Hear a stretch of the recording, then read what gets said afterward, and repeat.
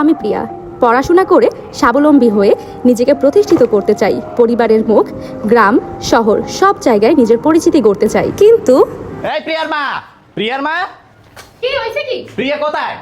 গেছে স্কুলে। কে ওর স্কুলে যাওয়ার বয়স? ও করবে রান্না বাড়া, ও স্কুলে যাবে কেমন একটা মাইয়ে মানুষ। কি কও তুমি? স্কুলে যাইবে না পড়বে না তা হবে কি? এখন আগের যুগের নাম পড়ে আসো কি শুরু করছো? কি লাগে তুই পড়ালেখা করছো? তোর মাইয়ে করবে রান্না বাড়া, তুইও করবি রান্না বাড়া। ও আজকে বাসায় গেল। তুই গেছিলি কই? বাবা স্কুলে গেছিলাম। তোর স্কুল কিসের? তুই করবি রান্না বাড়া, তোর স্কুল কিসের? তোর কোনো রান্না, তুই সারা দিন করবি রান্না বাড়া, তোর কোনো স্কুল নাই, তোর কোনো পড়ালেখা, তোর কোনো পড়ালেখা, মাইয়ে মানুষের এত পড়ালেখা কিসের? কান্না করে না বাবা, কান্দিস না। আজকে আমার মতো মাইয়েরা কত সুন্দর ঘোরাফেরা করতে আছে, আর বিয়ে করে তোর বাপের মাইর খাওয়া লাগে। এই দুপুর 3টা বেজে গেছে, আমি কি ভাত খাবো না? তুই বাচ্চা লাইন বের ঢং করো।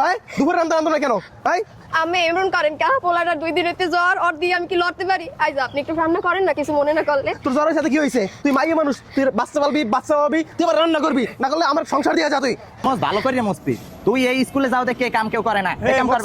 মেয়েরা কি বলতেছিস? কে?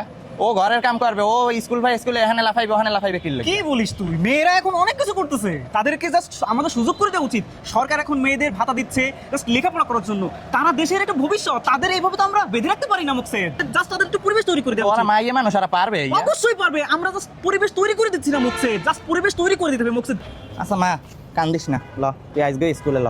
সত্যি বাবা? তোর আমি স্কুলে ভর্তি করে দেব। তুই পড়বি, তুই পড়লে আমাকে নাম উজ্জ্বল করবি। আজকে হইতে ঘরের কাম সবাই মিলেমিশে করবি। ল মাইয়ে মানুষ আর কি করবি? রানবি আর খাবি।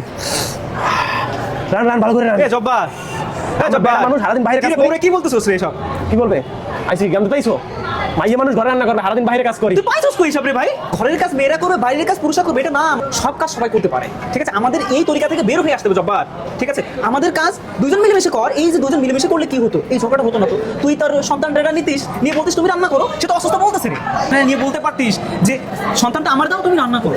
আসলে তুই তো না, তাহলে তো এই অশান্তিটা হতো না, শান্তিতে থাকতে পারি আমরা, ঠিক আছে? জাস্ট আমাদের তো কি দরকার? সহানুভূতি দরকার জব্বার। কান্না করো না তুমি, ঠিক আছে? তোমাকে অনেক মারছি, অত্যাচার করছি, কান্না করো না, ঠিক আছে? এভাবেই আমরা মেয়েরা সমাজে হেয় হয়ে যাচ্ছি প্রতিনিয়ত। নারী পুরুষ ভেদাভেদে আমরা নারীদের অধিকার ঠিকভাবে আদায় করতে পারছি না। কিন্তু আমরাই পারি সমাজকে পরিবর্তন করতে।